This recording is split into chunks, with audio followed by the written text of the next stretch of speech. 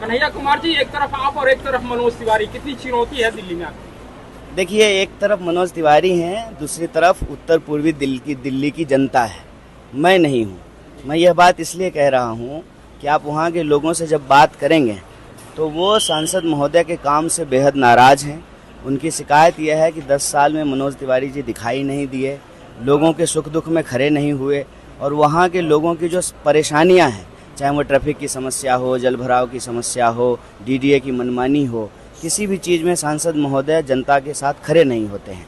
तो यह चुनाव जो है धीरे धीरे अब 2 पार्टी के बीच में नहीं है, 2 व्यक्ति के बीच में नहीं है, यह चुनाव एनडीए बनाम जनता हो गई है। सर, कल प्रधानमंत्री का रोड शो था पटना में और भाजपा वाले लोग दावा कर रहे हैं कि ऐसा ऐतिहासिक रोड शो हुआ है कि लोग देखते रह गए। और अरे, भाजपा तो प्रधानमंत्री जी के बारे में कुछ भी ऐतिहासिक बोल देती है। कल मैं भी सुन रहा था, बहुत सारे पत्रकार भी कह रहे थे कि पहली बार पटना में किसी प्रधानमंत्री ने रोड शो किया है। तो प्रधानमंत्री जी नीम के पेड़ पे चढ़ जाएंगे तो फिर कहेंगे कि पहली बार कोई प्रधानमंत्री नीम के पेड़ पे चढ़े हैं। इस तरह से इतिहास नहीं बनता है। इतिहास तब बनता जब प्रधानमंत्री जी बिहार की जनता की जो मांग थी कि बिहार को विशेष राज्य का दर्जा दिया जाए, उसको वो पूरा कर देते। और यह मांग जो है खुद उनके घटक दल के नेता श्री नीतीश कुमार जी ही कर रहे थे, तब इतिहास बनता है। इस तरह से इतिहास नहीं बनता है कि आज प्रधानमंत्री जी जो है नीम के पेड़ पे चढ़ गए, परसों जो है प्रधानमंत्री पीपल के पेड़ पे चढ़ गए। इससे इतिहास बनता है। इतिहास तब बनता है जब कोई आप ऐतिहासिक फैसला लेते हैं, जब कोई आप ऐतिहासिक निर्णय लेते हैं। और जिसको वो ऐतिहासिक बता रहे थे, खुद उसके बारे में बोलना बंद कर दिए हैं। नोटबंदी को भी ऐतिहासिक बता रहे थे ना, तो जब नोटबंदी हुआ तो क्या कहा गया, काला धन समाप्त हो जाएगा। और इस बार के चुनाव में प्रधानमंत्री जी मंच से कह रहे हैं कि अंबानी जी और अदानी जी के पास काला धन है। इसका मतलब नोटबंदी ऐतिहासिक फैसला नहीं था। इस तरह से इतिहास नहीं बनता है। एक दावा और किया है प्रधानमंत्री ने कल की भाजपा और एनडीए के कमिटमेंट को बिहार की जनता देख रही है, आरजेडी और कांग्रेस के तुष्टीकरण को भी देख रही है। वही कमिटमेंट तो हम पूछ रहे हैं सर।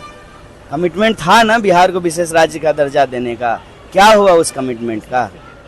स्मार्ट सिटीज का क्या हुआ?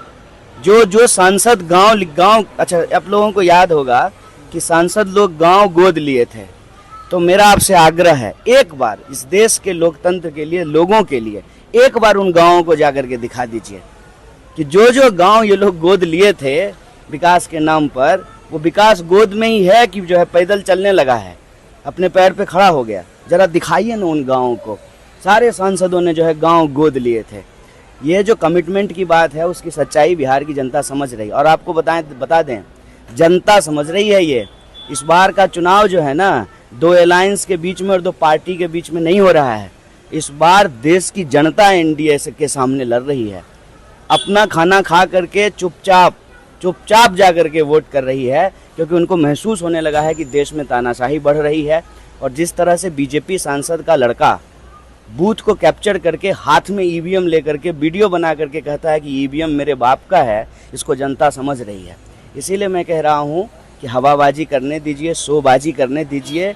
जनता मन ही मन ठान ली है कि 10 साल हो गया है, समय समय पे सत्ता बदलते रहनी चाहिए, रोटी पलटती रहनी चाहिए, नहीं तो रोटी जल जाती है और सत्ता निरंकुश हो जाती है। मुंगेर में आज वोटिंग के दरमियान जो है कुछ उपद्रवियों ने हंगामा किया है। कहा जा रहा है बीजेपी एनडीए की तरफ से कि राजद के लोग ऐसे ही उम्मीदवार खड़े करते हैं। गजब बात है।